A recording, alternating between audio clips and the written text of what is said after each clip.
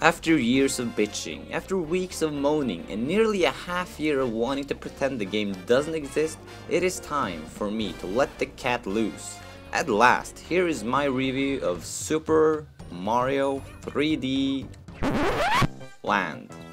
Okay, not quite what you expected, but I think it's only fair to talk just a little bit about this game before we inspect the latest installment in the Plumber Saga, and instead give a big finger, thumbs up, to the 3DS predecessor.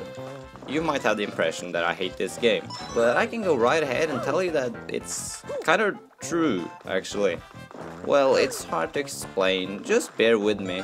It's a 3D platformer that has little to no inspiration from previous 3D Mario games.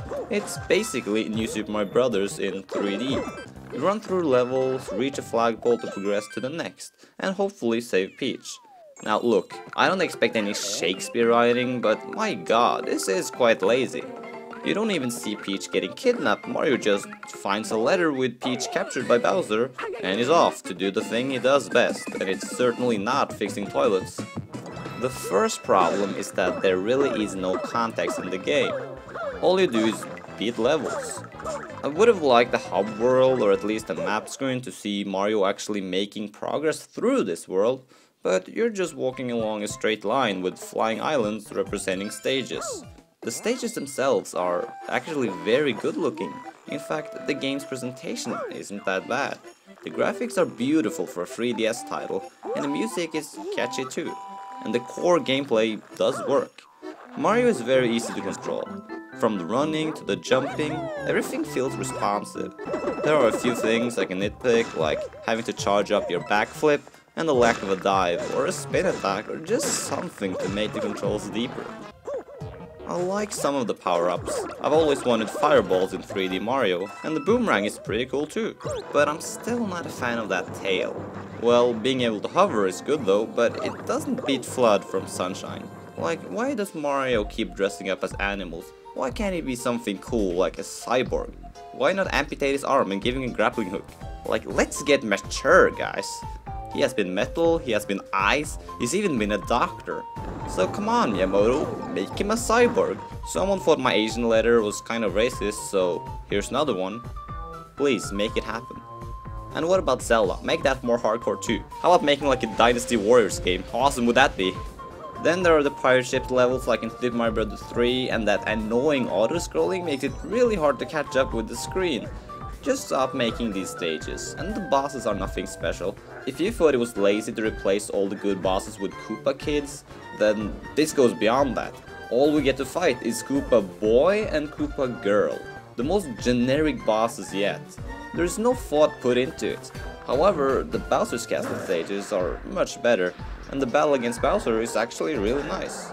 Although instead of fighting him, you just have to get past him, which is made easy in 3D.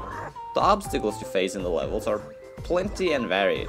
Each stage introduces something new, but on the flip side, it never goes too far with any of it. Even in later stages, I expect something crazy to happen, but it never does. And that is the main problem about this game. It's too simple. There just isn't enough meat. And there's nothing that makes this game distinct. Super Mario 64 had a castle, Sunshine had an island, Galaxy had Galaxy. But 3D Land has 3D, I guess? There's just no identity. It feels like New Super Mario Bros. With a Z-axis. So, I don't know. I do kind of hate this game, and I do kind of like it. I mean, a bad Mario game is still a good game in general, and I can recommend it to 3DS owners. It just wasn't what I expected. No open world, no gravity changes, but besides lacking a big gimmick, it did get a lot of core things right. The controls are good, the levels ooze with fun, but it just doesn't have those things I expected. It shows how closed, how single-minded the brain is. We expect one thing and get something else, and it doesn't satisfy, because it doesn't look just like what we had made up in our heads. No one could predict the Mario of yesterday, and no one can predict the Mario of tomorrow.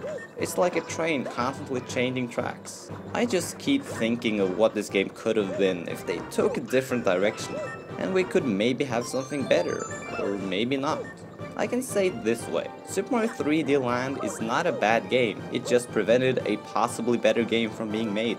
But you can say that about pretty much anything. Like in school, just think of how many times you've been asked what you would have done differently if you were to start the school project all over again. It's a hard question and it makes you wonder if it could have been better if you went back, or not. However, like any idea, it can be changed, but it can also evolve into something better. Take out the bad parts and replace them with better ones. This game might just be a relic that has given birth to a possibly better sequel, maybe even a great sequel. And we're going to have a look at that sequel in the next review, so stay updated. I'm gonna review Super Mario 3D World.